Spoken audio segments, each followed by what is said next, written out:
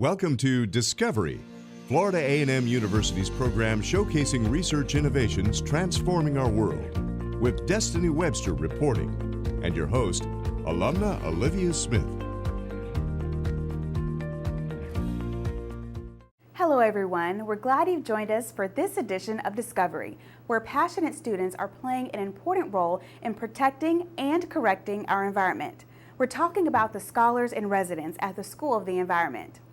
And the HBCU View, a perspective from HBCUs around the nation. Stay with us, we'll be right back.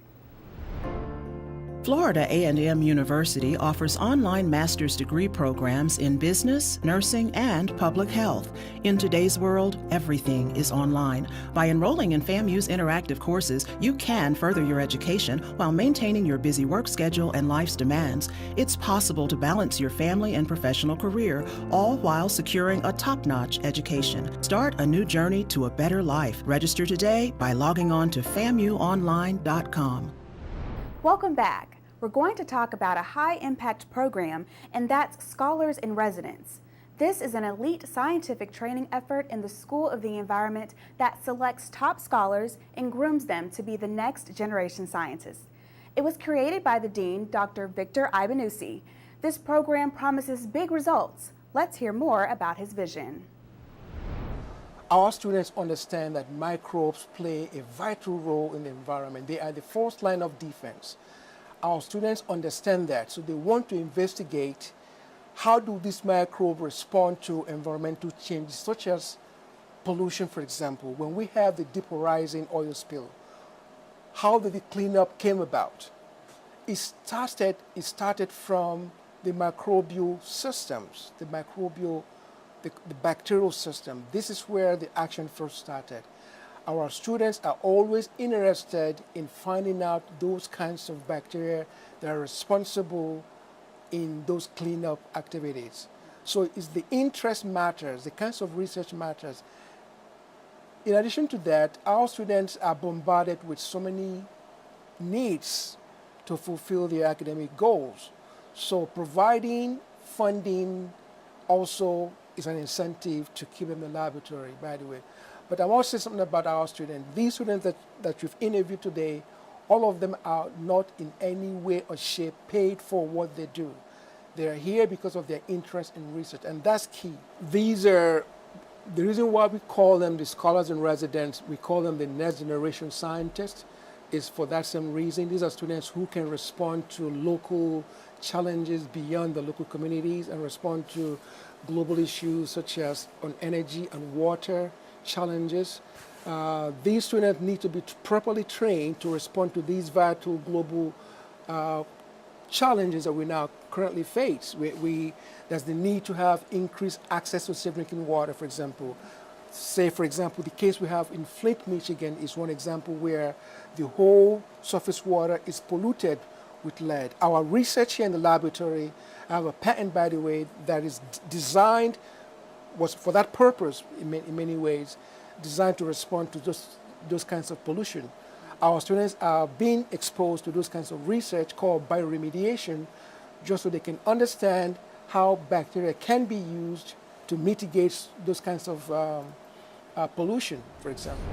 Dr. Ibenussi's vision is clear, but there were other unique characteristics in selecting students for this program. Destiny, what did you find out? I saw a lot of passion, Olivia, and firsthand experience and what can go horribly wrong in the environment. Well, we're going to talk to one of those unique students today. It's Devin Crowther from Tallahassee. Nice to meet you, Devin. Thanks. Nice to be here. So, Devin, what did it for you? What made you want to get involved with changing the environment? Well, to be honest with you, I actually fell into environmentalism by accident.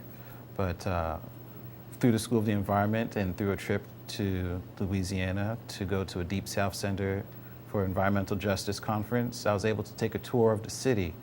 And I was able to see some things that are a bit unsettling to me. There was a Section 8 housing complex that was built on a 1800s landfill. The earth and the ground and the water in and around that area was so toxic that it was rumored to combust spontaneously. Children would get sick, animals would get sick, and people were wondering what's wrong, what's happening.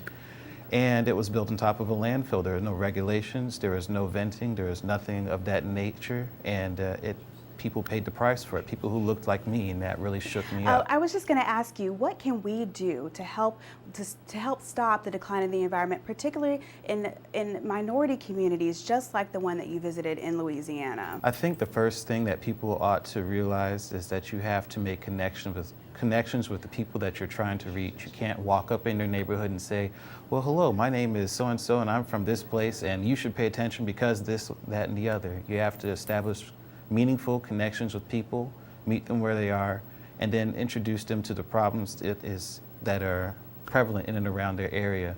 I think education and relationships go a long way in terms of educating people and bringing about a real sustainable change. And Devin, do you believe that people understand the importance of reviving the environment? I think people are more aware than I initially thought they were in my talking and walking around. In my professional opinion, I believe that they're starting to wake up to some of the issues that are plaguing some of our fellow Americans here in this country. We have several initiatives that were tried to be put into implementation here in Florida. Most recently, there's a gas pipeline that was supposed to follow I-10 from Pensacola to Jacksonville.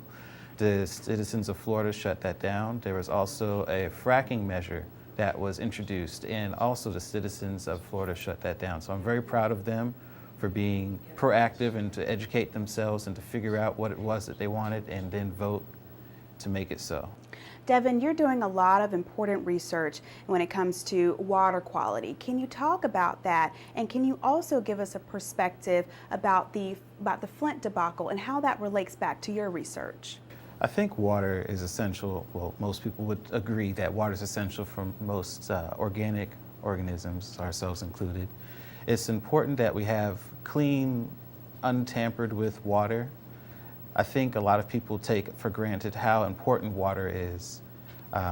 There are instances around the country, like you mentioned, Flint, Michigan, where a lot of people take water for granted. It's my understanding that the city was trying to save a few dollars and switch their water supply, and because of that, led to a string of problems which we now know as the Flint, Michigan story, where water was coming out the tap and people couldn't drink it, they couldn't cook with it, couldn't bathe in it, couldn't do anything with it.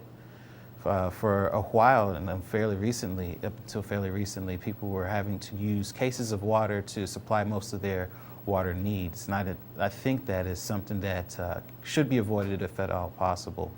Here in the state of Florida, I know they're doing a good job about preventing that, and then more specifically here in the city of Tallahassee, which has had some of the best water in the nation. Some of the water reports that have come out have been top-notch, so we're very proud of that. Devin, I'd like to go back to the New Orleans issue. Do you believe that played a role in your decision to attend law school after graduation? Yes, it did.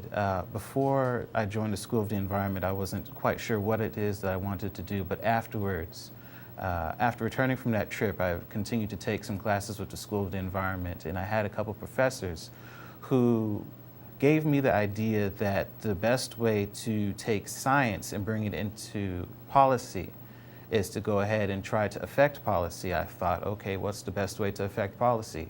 And I thought through law. So environmental law became a natural fit, and that's a goal I've been striving towards from that day. Thank you for joining us, Devin, and we wish you all the success. Thank you for the well wishes, and thank you for having me. Absolutely. We'll be right back. Hello, I'm John Thompson, Chairman of the Board of Microsoft Corporation, and a proud alumnus of Florida A&M University and its School of Business and Industry. If you're preparing to pursue an online MBA, please consider FAMU Online. It's a unique experience that certainly should drive the kind of value creation that I'm sure you would like to have in the marketplace. We'd love to have you join us at FAMU Online. Apply today. It'll be great.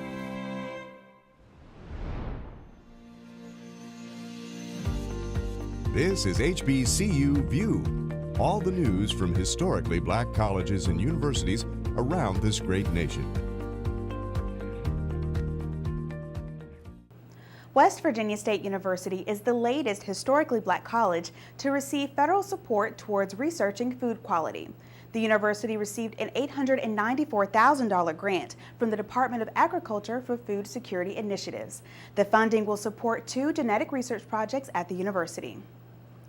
Phyllis W. Dawkins, a seasoned executive with stops at several HBCUs, has been announced as the permanent president of Bennett College for Women. Officials praised Dr. Dawkins for her relationship building and community outreach in announcing her promotion. Intel has announced the Intel HBCU Grant Program, a 3-year, $4.5 million program to encourage students to remain STEM pathways at 6 HBCUs, including FAMU. $3.9 million will be awarded directly to the HBCUs and used for workshops and activities that bring HBCUs and the technology industry together.